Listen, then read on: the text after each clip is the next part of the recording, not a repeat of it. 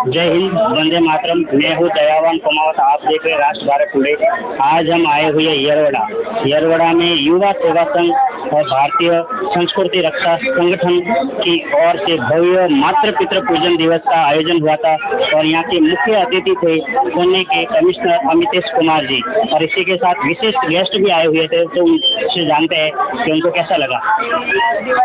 Ma'am, आपने जो मातृ पितृ पूजन दिवस यहाँ पर आए थे तो कैसा लगा आपको? ये उपक्रम एक बहुत बढ़िया उपक्रम है। एक्चुअली आज की पीढ़ी हमें ऑब्जर्व करती है, वो हमें देख देख कर ही सीख रही है। आपको लगता होगा कि वो गलत है, मगर नहीं, ये संस्कार देने में हम कहीं कम पड़ जाते हैं।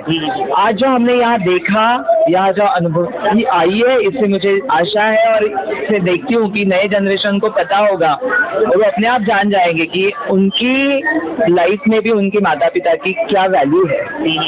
यू नो, ये बहुत बढ़िया है। ॲक्च्युली एक खंत आहे की हे सांगायला नाही पाहिजे, हे आतून आलं पाहिजे, हे मुलांनी तुम्हाला मला बघून शिकलं पाहिजे।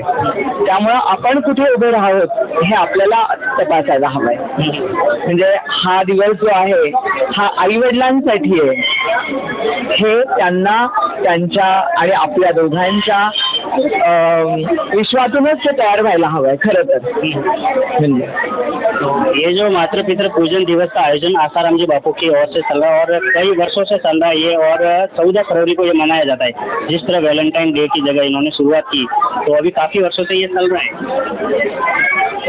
हमने इस उत्सव को पहले मनाया था, हमने अपनी इससे 2010 में बहुत बढ़िया, बहुत बड़े संकल्प पे हमने ये किया था, जिसमें करीबन 700-800 लोग इसमें शामिल थे। बड़े बड़े लोग इसमें शामिल थे आणि असं एक वेगळ्या स्वरूपाचं स्वरूप आम्ही मुलांसमोर मांडलं होतं आणि जे आमच्या घराघरातून आजही तितक्या घरातून हे चालतं। म्हणजे मुलांना व्हॅलेंटाईन डे बरोबर किंवा चॉकलेट डे बरोबर आम्हाला आई वडिलांचा दिवस साजरा करा असं सांगावं लागत नाही।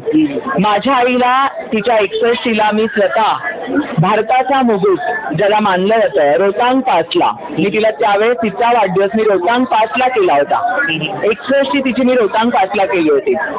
त्याच्यानंतर तिची 71 मी 75 71 ती सुद्धा नाही, ती मी तिला तिच्या एका बालमैत्रिणीला म्हणा किंवा तिच्या एका स्नेहीला ॲम्स्टरडॅमला भेटायला नेऊन केली होती, जेव्हा ती डायपरमध्ये होती। माझ्या आईला डायपर चालू होतं, ती व्हीलचेअरवर होती, अशा परिस्थितीत तिला पॅरिसपर्यंत नेऊन आणलं, कारण तिला फुलांची बाग, निसर्ग खूप आवडायचं।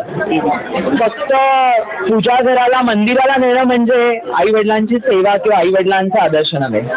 त्यांना कधीतरी वेळ द्या, त्यांना तुमचा वेळ हवाय, त्यांना तुमच्याशी बोलायचंय, त्यांनाही कधीतरी विचारा ना तुमची काही स्वप्न होती का लहानपणी, त्यांनाही कधीतरी विचारा तुम्हाला काही तुमचं काही राहिलंय का, आणि ते पूर्ण करण्यासाठी तुम्ही त्यांना मदत करा, त्यांच्या पाठीशी उभे राहा, जसं ते तुमच्या पाठीशी तुम्हाला यशस्वी करण्यामध्ये उभे राहिले, तर ते तुमचं त्यांच्या खऱ्या अर्थाने त्यांची ती प्रार्थना असेल, खऱ्या अर्थाने ते तुमचं पूजन असेल। तुम्ही वेळच देऊ शकला नाहीत आणि तिला उत्तम प्रकारच्या दागिने आणि साड्या दिल्यात आणि मग तिचं 4 लोकांमध्ये कौतुक केलं,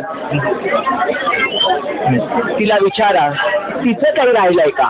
बाबांना विचारा तुम्हाला वाढवताना त्यांनी जे जे सॅक्रिफाईस केले त्याच्यामध्ये त्यांची स्वप्न काही राहिली आहेत का, ती पूर्ण करायला त्यांना मदत करा, त्यांना उभं करा, ती तुमची खऱ्या मंदिराची प्रार्थना असेल।